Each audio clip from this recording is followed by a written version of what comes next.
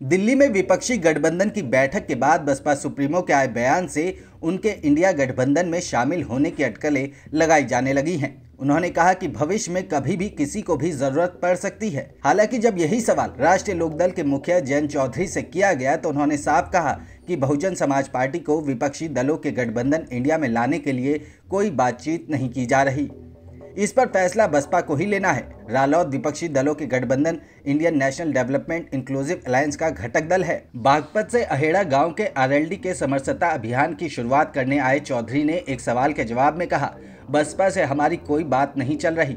Media खबरें चला रहा है कि इस बारे में फैसला बसपा को करना है। उन्होंने कहा कि उनसे कोई पूछे कि वो गठबंधन में आना चाहती हैं कि नहीं, वो पहले दिन से कह रही हैं कि वो इंडिया में नहीं आना चाहती। जबरदस्ती थोड़े कोई उन्हें गठबंधन में शामिल कर लेगा। वैसे मायावती ने शुरू से ही इंडिया गठबंधन समेत किसी भी चुनावी गठजोड़ से दूर रहने का इरादा जाहिर किया था।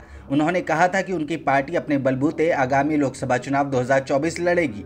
हालांकि हाल ही में उनकी एक टिप्पणी के बाद बीएसपी के इंडिया गठबंधन में शामिल होने की अटकलें लगाई जाने लगी थी।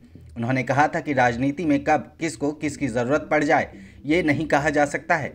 हालांकि बसपा का गठबंधन में शामिल होना इतना आसान भी नहीं है। बताया जा रहा है कि दिल्ली बैठक में जब बसपा की चर्चा होने लगी थी तब एक दिग्गज सपा नेता ने साफ कह दिया था कि बसपा शामिल होगी तो सपा बाहर हो जाएगी। रालोद प्रमुख जयंत चौधरी ने कहा, इंडिया गठबंधन में सीटों का बंटवारा जल्द होगा। अभी किसी भी दल ने इस सिलसिले में कोई दावा नहीं किया है। उपराष्ट्रपति जगदीप धनखड़ की नकल उतारने को लेकर बढ़े विवाद पर पूछे गए सवाल के जवाब में चौधरी ने इसे व्यंग्य बताते हुए कहा कि जाति सूचक शब्दों का इस्तेमाल नहीं किया गया था।